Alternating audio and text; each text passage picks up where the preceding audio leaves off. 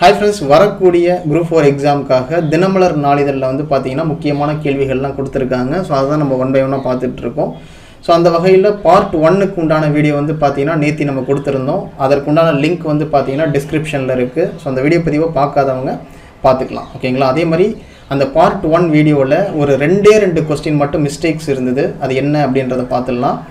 So அதில் வந்து பார்த்தீங்கன்னா இரண்டாவது கேள்வி வந்து என்ன கொடுத்துருந்தாங்கன்னா, அரசமைப்பு சட்டத்தை அரசியல் நிர்ணய சபை ஏற்றுக்கொண்ட ஆண்டு வந்து என்ன அப்படின்னு சொல்லி பார்த்தீங்கன்னா ஆன்சர் வந்து ஆப்ஷன் டி 1949. ஓகேங்களா? ஸோ இதுதான் சரியான ஆன்சர். அதுக்கப்புறம் 13வது கேள்வி, அரசமைப்பு சட்ட வரைவு குழுவோட தலைவர் வந்து யார் அப்படின்னு சொல்லி பார்த்தீங்கன்னா டாக்டர் B.R. அம்பேத்கர். ஓகேங்களா? இது ரெண்டு மட்டும் சேஞ்ச் பண்ணிங்க அந்த பார்ட் 1 வீடியோவில். ஓகேங்களா? ஸோ இன்றைக்கி பார்ட் 2ல் வந்து என்ன பார்க்க போகிறோம் அப்படின்னு சொல்லி பார்த்தீங்கன்னா இன்றைக்கும் நம்ம பாலிட்டி சம்மந்தமாக தான் பார்க்க போகிறோம். ஸோ இங்கே கொடுத்துருக்கிற அனைத்து கேள்விகளுமே முக்கியமான கேள்விகள் தான். ஸோ ஸ்டார்டிங்லேருந்து ஃபாலோ பண்ணிக்கோங்க. ஓகேங்களா? ஓகே, முதல் கேள்வி பாருங்கள். இந்திய அரசாங்க சட்டம் 1919 கீழ் மத்திய பொது பணியாளர் தேர்வாணையம் ஏற்படுத்தப்பட்ட ஆண்டு வந்து எப்போ? ஸோ இந்திய அரசாங்க சட்டம் 1919 கீழே மத்திய பொது பணியாளர் தேர்வாணையம் எந்த ஆண்டு அமைச்சாங்க அப்படின்னு சொல்லி பார்த்தீங்கன்னா ஸோ ஆன்சர் வந்து ஆப்ஷன் டி 1926. சரிங்களா? ஓகே, அடுத்த கேள்வி பாருங்கள்.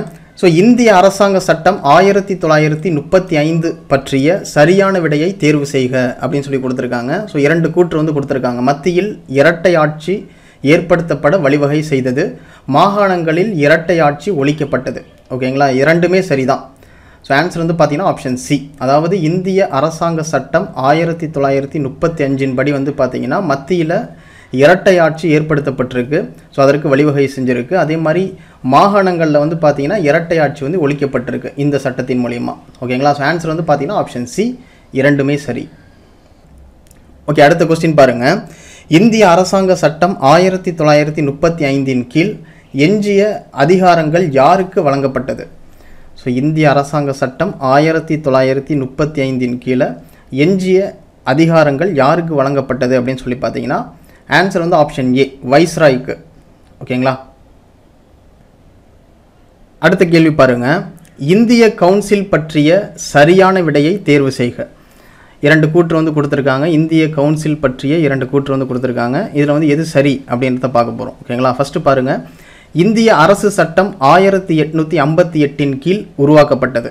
அதுக்கப்புறம் இந்திய அரசாங்க சட்டம் 1935 கீழ் ஒழிக்கப்பட்டது. ஓகேங்களா? ஸோ இது இரண்டுமே சரிதான்.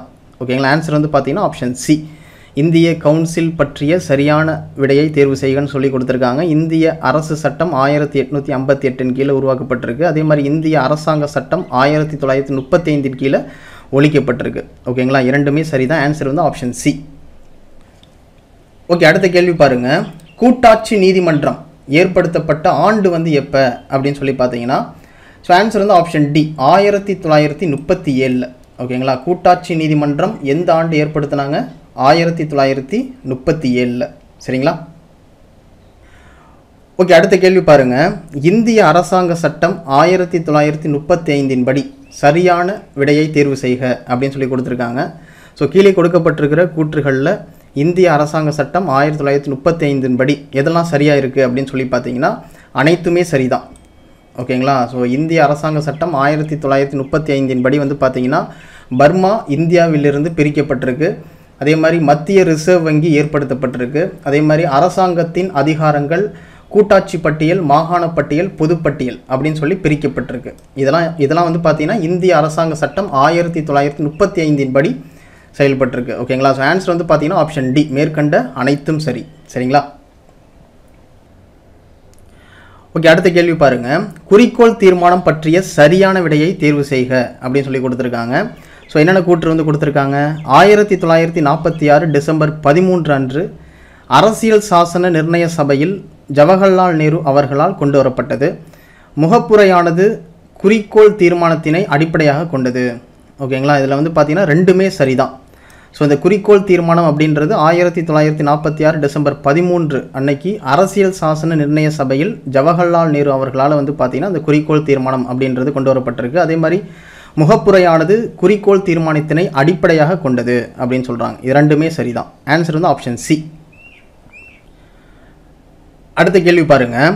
முகப்புரையை அரசியலமைப்பின் அடையாள அட்டை என்று அழைத்தவர் வந்து யார் அப்படின்னு சொல்லி பார்த்தீங்கன்னா, ஸோ ஆன்சர் வந்து ஆப்ஷன் ஏ, என்ஏ பால்கிவாலா அப்படின்றவர். ஓகேங்களா, முகப்புரையை அரசியலமைப்போட அடையாள அட்டை அப்படின்னு அழைத்தவர் வந்து யாருன்னு சொல்லி பார்த்தீங்கன்னா என்ஏ பால்கிவாலா அப்படின்றவர். அடுத்த கேள்வி பாருங்க, முகப்புரையில் குறிப்பிடப்பட்டுள்ள நாள் வந்து எது அப்படின்னு சொல்லி பார்த்தீங்கன்னா ஆன்சர் வந்து நவம்பர் 26. முகப்புரையில் குறிப்பிடப்பட்டிருக்கிற நாள் வந்து எதுன்னு சொல்லி பார்த்தீங்கன்னா நவம்பர் 26. சரிங்களா. அடுத்த கேள்வி பாருங்க, முகப்புரையில் உள்ளவாறு சரியான வரிசையை தேர்வு செய்க அப்படின்னு சொல்லி கொடுத்துருக்காங்க. 4 ஆப்ஷன் இருக்கு. இதில் வந்து எது சரி அப்படின்னு சொல்லி பார்த்தீங்கன்னா ஆன்சர் வந்து ஆப்ஷன் ஏ, இறைமை, சமத்துவம், சமய சார்பின்மை. ஓகேங்களா, ஸோ இதுதான் சரியான வரிசை. ஸோ முகப்புரையில் இருக்கக்கூடிய சரியான வரிசை வந்து எதுன்னு சொல்லி பார்த்தீங்கன்னா இறைமை, சமத்துவம், சமய சார்பின்மை. சரிங்களா. அடுத்தது பாருங்க, முகப்புரையில் உள்ள சமத்துவம் அப்படின்ற வார்த்தை வந்து எதிலிருந்து எடுக்கப்பட்டிருக்கு அப்படின்னு சொல்லி பார்த்தீங்கன்னா ஸோ ஆன்சர் வந்து ஆப்ஷன் பி, சோவியத் யூனியன். ஓகேங்களா, முகப்புரையில் இருக்கக்கூடிய சமத்துவம் அப்படின்ற வார்த்தை வந்து எதுலேருந்து எடுத்திருக்காங்க, சோவியத் யூனியன்லேருந்து எடுத்திருக்காங்க. ஓகேங்களா, சோவியத் யூனியனோட அரசியலமைப்பிலிருந்து எடுத்திருக்காங்க. சரிங்களா. ஓகே, அடுத்த கேள்வி பாருங்க, உச்சநீதிமன்றம் முகப்புரை அரசியலமைப்பின் ஒரு பகுதி என்று தீர்ப்பளித்த வழக்கு வந்து எது அப்படின்னு சொல்லி பார்த்தீங்கன்னா ஆன்சர் வந்து ஆப்ஷன் டி. ஓகேங்களா, ஆன்சர் வந்து பி மற்றும் சி.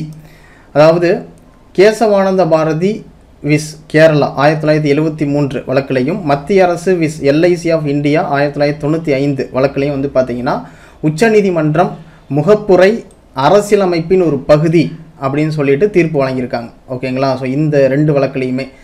ஸோ ஆன்சர் வந்து பார்த்தீங்கன்னா ஆப்ஷன் டி. அடுத்த கேள்வி பாருங்க, முகப்புரையை ஜாதகம் என்று அழைத்தவர் யார்? ஸோ முகப்புரையை ஜாதகம் அப்படின்னு சொல்லி அழைத்தவர் வந்து யார் அப்படின்னு சொல்லி பார்த்தீங்கன்னா ஆன்சர் வந்து ஆப்ஷன் ஏ, கேஎம் முன்ஷி அப்படின்றவர் தான். சரிங்களா. ஓகே, அடுத்த கேள்வி பாருங்க, பண்டித தாகூர்தாஸ் பார்கவா அவர்களால் முகப்புரையை சிறப்பிக்க பயன்படுத்தாத வார்த்தை இது.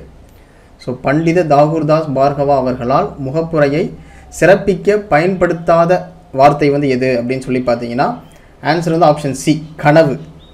கனவு அப்படின்ற வார்த்தையை வந்து அவர் பயன்படுத்தலை. ஓகேங்களா. அடுத்த கேள்வி பாருங்க, முகப்புரையை முக்கிய குறிப்பு என்று அழைத்தவர் யார்? முகப்புரையை முக்கிய குறிப்பு அப்படின்னு சொல்லி அழைத்தவர் வந்து யார் அப்படின்னு சொல்லி பார்த்தீங்கன்னா ஆன்சர் வந்து option A, sir Ernest Parker அப்படின்றவர் தான். ஓகேங்களா. அடுத்த கேள்வி பாருங்க, முதலில் முகப்புரையை கொண்ட அரசியல் சாசனம் எது? ஸோ முதல்ல முகப்புரையை கொண்ட அரசியல் சாசனம் வந்து எது அப்படின்னு சொல்லி பார்த்தீங்கன்னா அமெரிக்காவோட அரசியலமைப்பு தான். ஓகேங்களா, ஸோ முதல்ல முகப்புரையை கொண்ட அரசியல் சாசனம் வந்து எதுன்னு சொல்லி பார்த்தீங்கன்னா அமெரிக்காவோடது தான். சரிங்களா. ஓகே, அடுத்த கேள்வி பாருங்க, 42வது அரசமைப்பு திருத்த சட்டத்தின் மூலம் புதிதாக சேர்க்கப்பட்ட வார்த்தை வந்து எது? ஸோ 42வது அரசமைப்பு திருத்த சட்டத்தின் மூலமா புதிதாக சேர்க்கப்பட்ட வார்த்தை வந்து எது அப்படின்னு சொல்லி பார்த்தீங்கன்னா ஸோ ஆன்சர் வந்து ஆப்ஷன் டி. ஓகேங்களா, அனைத்தும் சரி. அதாவது சமத்துவம், சமய சார்பின்மை, ஒருமைப்பாடு, இது 3மே சேர்த்துருக்காங்க. ஓகேங்களா, ஸோ 42வது அரசமைப்பு திருத்த சட்டத்தின் மூலமா சேர்க்கப்பட்ட வார்த்தைகள் வந்து எதுன்னு சொல்லி பார்த்தீங்கன்னா சமத்துவம், சமய சார்பின்மை, ஒருமைப்பாடு. ஓகேங்களா, ஸோ ஆன்சர் வந்து ஆப்ஷன் டி. அடுத்த கேள்வி பாருங்க, சரியான விடையை தேர்வு செய்க அப்படின்னு சொல்லி கொடுத்துருக்காங்க. ஸோ ஃபஸ்ட்டு வந்து என்ன கொடுத்துருக்காங்கன்னா முகப்புரையில் திருத்தங்களை மேற்கொள்ள முடியும், முகப்புரை ஒரே ஒரு முறை மட்டும் திருத்தம் செய்யப்பட்டுள்ளது. ஸோ இது வந்து எது சரி அப்படின்னு சொல்லி பார்த்தீங்கன்னா 2மே சரி தான்.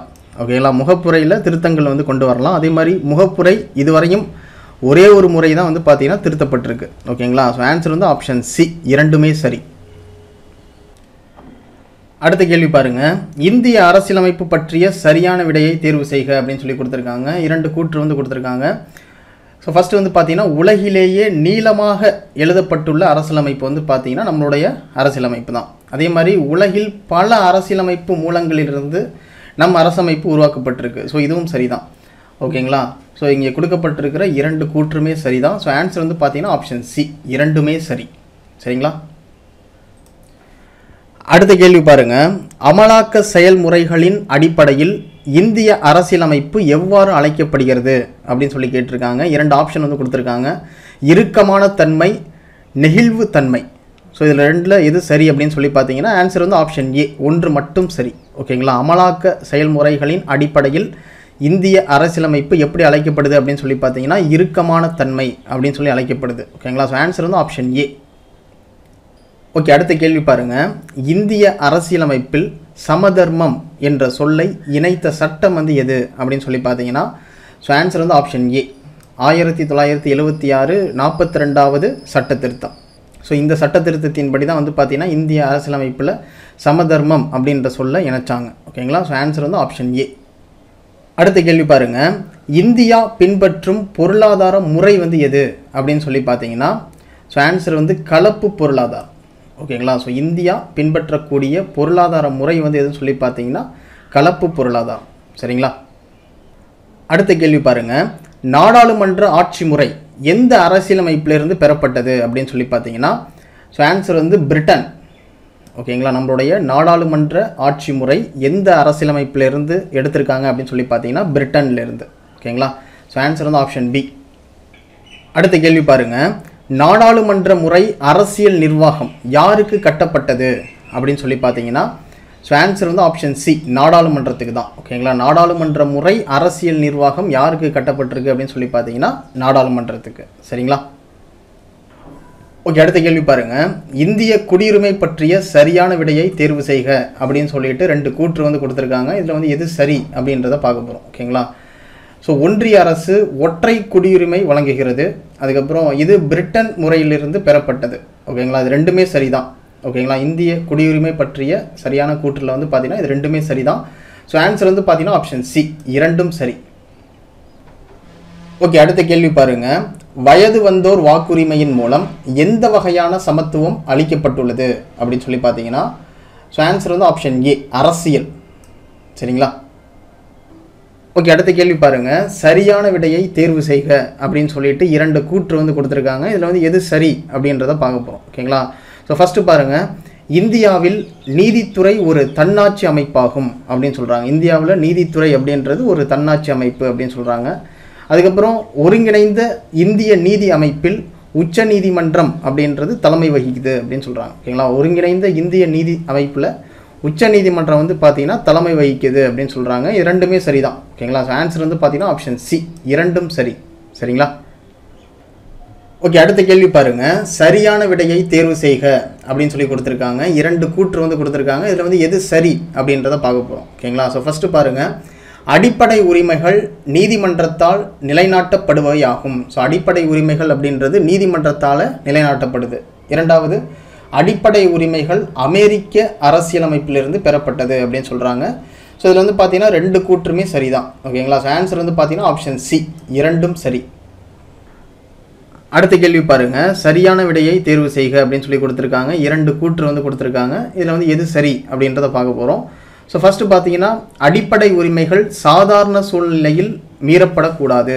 ஸோ அடிப்படை உரிமைகள் வந்து பார்த்தீங்கன்னா சாதாரண சூழ்நிலையில் மீறக்கூடாது அப்படின்னு சொல்கிறாங்க. அதே மாதிரி அடிப்படை உரிமைகள் முழுமையானவை அல்ல அப்படின்னு சொல்கிறாங்க. அடிப்படை உரிமைகள் அப்படின்றது முழுமையானது கிடையாது அப்படின்னு சொல்கிறாங்க. ஸோ இதில் வந்து பார்த்தீங்கன்னா 2மே சரிதான். ஓகேங்களா. ஸோ ஆன்சர் வந்து ஆப்ஷன் சி. ஓகே, அடுத்த கேள்வி பாருங்கள். கல்வி உரிமை பற்றிய சரியான விடையை தேர்வு செய்க அப்படின்னு சொல்லி கொடுத்துருக்காங்க. ஸோ 2 வித கூற்று வந்து கொடுத்துருக்காங்க. இதில் வந்து எது சரி அப்படின்றத பார்க்க போகிறோம். ஓகேங்களா. ஸோ ஃபஸ்ட்டு பாருங்கள். 86வது அரசமைப்பு திருத்த சட்டம் உறுப்பு 21A இணைந்துள்ளது. கல்வி உரிமை அப்படின்றது 86வது அரசமைப்பு திருத்த சட்டம் உறுப்பு 21A இணைஞ்சிருக்கு. அதே மாதிரி 6 முதல் 14 வயது வரையிலான அனைத்து சிறார்களுக்கும் இலவச மற்றும் கட்டாய கல்வி வழங்குது. ஓகேங்களா. ஸோ இதுவும் பார்த்தீங்கன்னா 2மே சரி தான். ஓகேங்களா. ஸோ ஆன்சர் வந்து பார்த்தீங்கன்னா ஆப்ஷன் சி, 2ம் சரி. ஓகே, அடுத்த கேள்வி பாருங்கள். கீழ்கண்டவற்றுள் எவை அரசியலமைப்பு சட்ட திருத்தமாக கருதப்படாது? ஸோ நம்ம அரசியலமைப்பின்படி ஒரு சில மாற்றங்கள் வந்து கொண்டு வருவாங்க. ஸோ அதெல்லாம் வந்து பார்த்தீங்கன்னா சட்ட திருத்தமாக இருக்காது. ஓகேங்களா. ஆனால் ஒரு சில மாற்றங்கள் வந்து ஏற்படும். ஆனால் சட்ட திருத்தமாக அதை எடுத்துக்க மாட்டாங்க. ஸோ அது மாதிரியான விஷயங்கள் வந்து கொடுத்துருக்காங்க. அதில் வந்து எது சரியாக பொருந்தி இருக்குது அப்படின்றத பார்க்க போகிறோம். ஸோ ஃபஸ்ட்டு பாருங்கள். பிரிவு 4 படி மாநிலங்களின் பெயர் மாற்றம், அதுக்கப்புறம் எல்லை மறுவரையறை செய்தல், மாநிலங்களை பிரித்தல் அல்லது இணைத்தல். ஸோ இதெல்லாம் வந்து பார்த்தீங்கன்னா சட்ட திருத்தமாக எடுத்துக்க மாட்டாங்க. ஓகேங்களா? ஸோ இதுவும் சரிதான். அதுக்கப்புறம் மாநிலங்களில் சட்ட மேலவையை வந்து உருவாக்குதல். ஓகேங்களா? மாநிலங்களில் சட்ட மேலவையை வந்து உருவாக்குறாங்க பார்த்தீங்களா? ஸோ அதையும் வந்து பார்த்தீங்கன்னா சட்ட திருத்தமாக ஏற்றுக்க மாட்டாங்க. ஸோ இதுவும் சரிதான். ஸோ அதுக்கப்புறம் பார்த்தீங்கன்னா யூனியன் பிரதேசங்களில் அமைச்சரவை அதே மாதிரி சட்டமன்றம் உருவாக்குதல். ஓகேங்களா? ஸோ பிரிவு 239 ஏவின் படி. ஸோ இதுவும் வந்து பார்த்தீங்கன்னா ஒரு சட்ட திருத்தமாக ஏற்றுக்க மாட்டாங்க. ஓகேங்களா? ஸோ இங்கே கொடுத்துருக்கிறதுல எல்லாமே சரிதான். ஸோ ஆன்சர் வந்து பார்த்தீங்கன்னா ஆப்ஷன் டி, மேற்கண்ட அனைத்தும் சரி. ஓகே, அடுத்த கேள்வி பாருங்கள். இந்திய அரசியலமைப்பு உலகின் அறியப்பட்ட அனைத்து அரசியலமைப்புகளையும் சூறையாடுகிறது அப்படின்னு சொன்னவர் யார்? ஸோ இந்திய அரசியலமைப்பு அப்படின்றது உலகின் அறியப்பட்ட அனைத்து அரசியல் அமைப்புகளையும் சூறையாடுகிறது அப்படின்னு சொன்னவர் வந்து யார் அப்படின்னு சொல்லி பார்த்தீங்கன்னா, ஸோ ஆன்சர் வந்து ஆப்ஷன் ஏ, டாக்டர் B.R. அம்பேத்கர். சரிங்களா? அடுத்த கேள்வி பாருங்கள். ஒரு வலுவான மத்திய அரசுடன் கூடிய கூட்டாட்சி என்பது எந்த அரசியல் அமைப்பிலிருந்து பெறப்பட்டது? ஒரு வலுவான மத்திய அரசுடன் கூடிய கூட்டாட்சி அப்படின்றது எந்த அரசியல் அமைப்பிலிருந்து பெறப்பட்டது அப்படின்னு சொல்லி பார்த்தீங்கன்னா, ஸோ ஆன்சர் வந்து ஆப்ஷன் சி, கன்னடா. சரிங்களா? கன்னடா அரசியலமைப்பிலிருந்து பெறப்பட்டிருக்கு. சரிங்களா? ஓகே, அடுத்த கேள்வி பாருங்கள். இந்திய அரசாங்க சட்டம் 1935 பற்றிய சரியான விடையை தேர்வு செய்க அப்படின்னு சொல்லிட்டு 2 கூற்று வந்து கொடுத்துருக்காங்க. அதில் வந்து எது சரி அப்படின்றத பார்க்க போகிறோம். ஸோ ஃபஸ்ட்டு வந்து என்ன கொடுத்துருக்காங்கன்னா, அகில இந்திய கூட்டாட்சி அமைக்கப்பட வழிவகுத்தது. இரண்டாவது, எஞ்சிய அதிகாரங்கள் வைஸ்ராயிடம் ஒப்படைக்கப்பட்டன. ஓகேங்களா? ஸோ இது வந்து பார்த்தீங்கன்னா இந்திய அரசாங்க சட்டம் 1935 படி. ஸோ இங்கே கொடுக்கப்பட்டிருக்கிற கூற்றுகள் வந்து பார்த்தீங்கன்னா இரண்டுமே சரிதான். ஓகேங்களா? ஸோ ஆன்சர் வந்து பார்த்தீங்கன்னா ஆப்ஷன் சி, இரண்டும் சரி. அடுத்த கேள்வி பாருங்கள். மாநிலத்தின் பெயரை மாற்றும் அதிகாரம் யாருக்கு உள்ளது? ஸோ ஒரு மாநிலத்தோட பெயரை மாற்றக்கூடிய அதிகாரம் யாருக்கு இருக்குது அப்படின்னு சொல்லி பார்த்தீங்கன்னா பாராளுமன்றத்துக்கு தான் இருக்குது. ஓகேங்களா? ஸோ ஆன்சர் வந்து பார்த்தீங்கன்னா ஆப்ஷன் ஏ. ஓகே ஃப்ரெண்ட்ஸ், இதோட இந்த வீடியோ பதிவு கம்ப்ளீட் ஆகுது. அதே மாதிரி இப்போ நம்ம பார்த்த கொஸ்டின்ஸில் ஏதாவது மிஸ்டேக்ஸ் இருந்தது அப்படின்னா கண்டிப்பாக கமெண்ட் பாக்ஸில் மென்ஷன் பண்ணுங்கள். ஸோ அதற்குண்டான ஆன்சர் என்ன அப்படின்றத நம்ம பின் பண்ணுறோம். ஓகேங்களா? ஓகே ஃப்ரெண்ட்ஸ், இதோட இந்த வீடியோ பதிவு கம்ப்ளீட் பண்ணிக்கலாம். ஸோ இதே மாதிரி நாளைக்கு தினமலர் கொஸ்டின் பேப்பரில் இன்னும் முக்கியமான கேள்விகளை நம்ம பார்க்க போகிறோம். அதற்கு தயாராக இருங்க. ஓகேங்களா? Okay, thank you. துருவம் அகாடமிலிருந்து கார்த்திக்.